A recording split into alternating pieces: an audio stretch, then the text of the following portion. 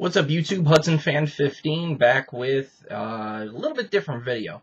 So I got a text message from Jason, who's still in my phone as MarkedMan24. I believe most of you now know him as Mr. Fisher Bike, but that's what he called himself when we first exchanged information all those years ago, asking me about a YouTube Hall of Fame vote, and I wasn't aware of it. Didn't know about it. And at first, I wasn't going to get involved, and then I saw Brad make a video, and I made the list for Brad. So I figured, well, now I'm kind of named in it, so I should probably put my 2 cents in. So I looked at this from a number of different ways. I tried to balance, obviously longevity is a big factor, impact on the hobby, and a little bit of weight to my own personal interactions with people. So from a sort of like a veteran, I guess you call it like a veterans committee kind of standpoint, I think we have to start with the beginning of cards on YouTube, and that points us to TheBackstopDOTNet and Dr. Wax Battle.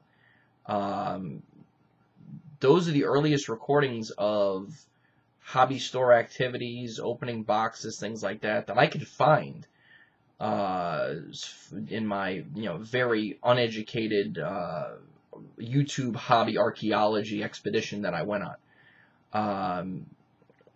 There are a number of people who very early on went there, made it a point to go there. It was a destination, especially when the National was in Atlantic City. Other luminaries in the hobby, because they acknowledge that that's why a lot of the sort of tree of things spread out from there. And the next branch on that would be Chris, Cards Infinity, CHRI5784. He's gone through a metamorphosis. He's primarily a breaker, but again, when I was sitting in a card store at a mall that was slowly dying and bored to tears minding a cash register as part of a business that, for whatever reason, didn't choose to operate doing online sales very much at all, I passed the time watching, and I first discovered cards on YouTube through Chris. And the first video I hit on, I want to say it was like an 07 Exquisite box break with Tattoo from next door. And that led me down this path of starting my own personal YouTube career.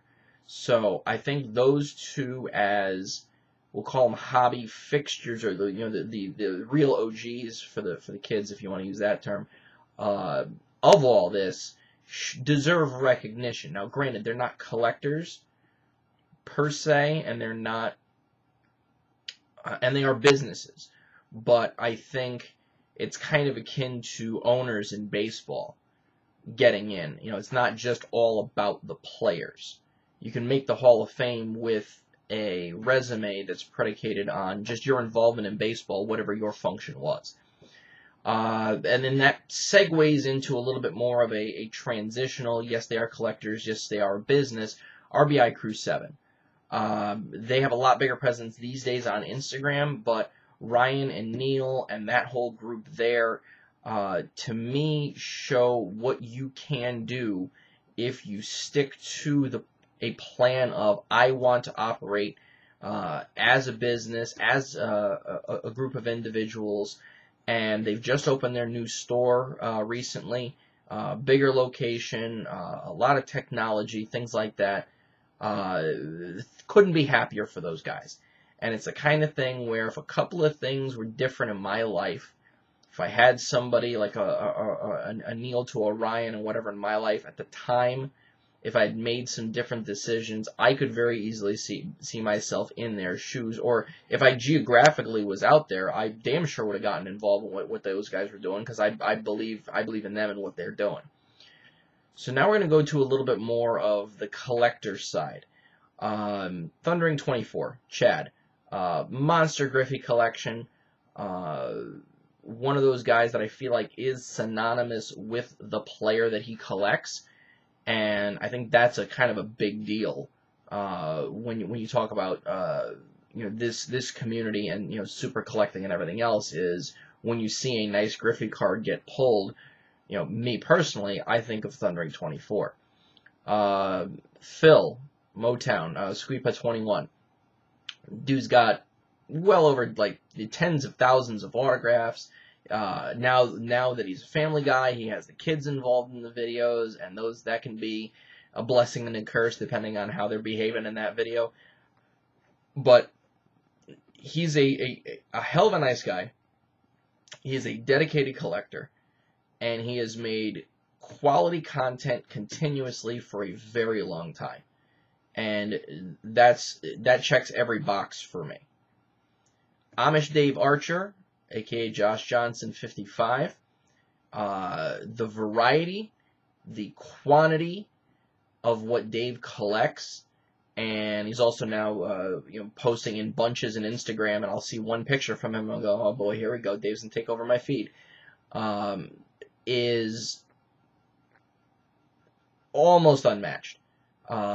He is to Josh Johnson what I feel like people feel like I am to Tim Hudson.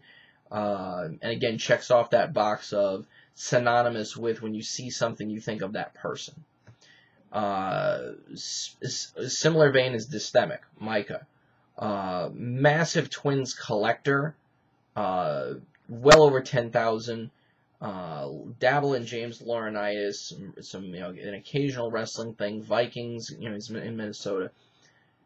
The depth of hobby knowledge and the sort of unwavering basis in pure hobby enjoyment and not just the chase of the hits is something that I think is waning in collecting nowadays, and I really admire, because I mean we talk about, oh, I'm trying to get the twin team set out of this new release, and you look at it from a value standpoint and it's like a few dollars, but it's a must-have for him, and that's a big deal for a collector.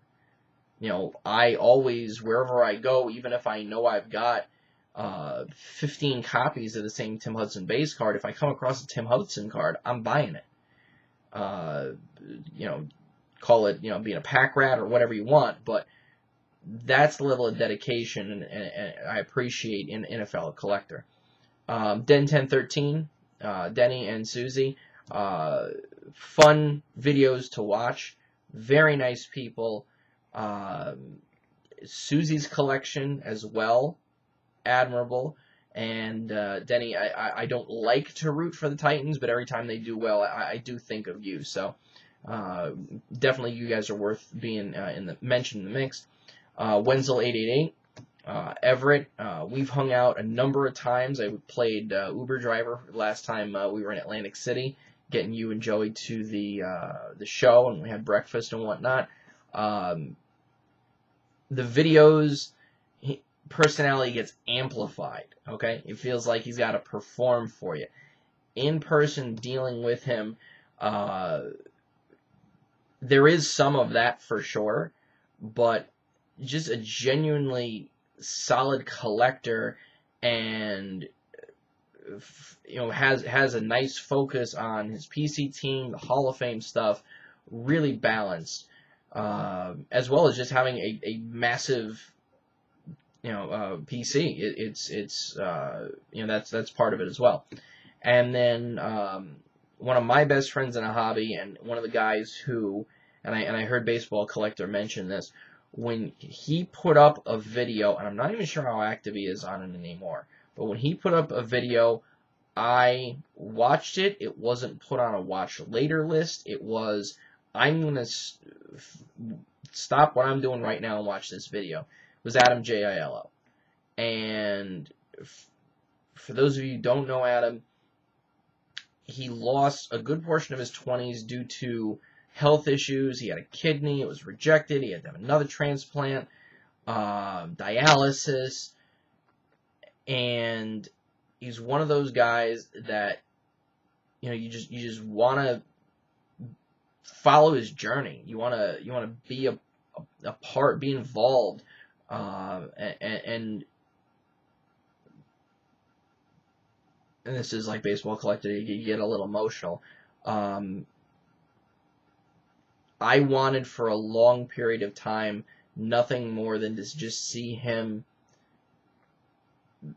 be healthy again so he could enjoy life. And you know, I hope he's doing well now, but that last bit of criteria that I had was must watch, and for a number of years it was Adam, and I'm very happy that he and I, you know, through calls and text or whatever, maintained a relationship for a long time. So those are my 10.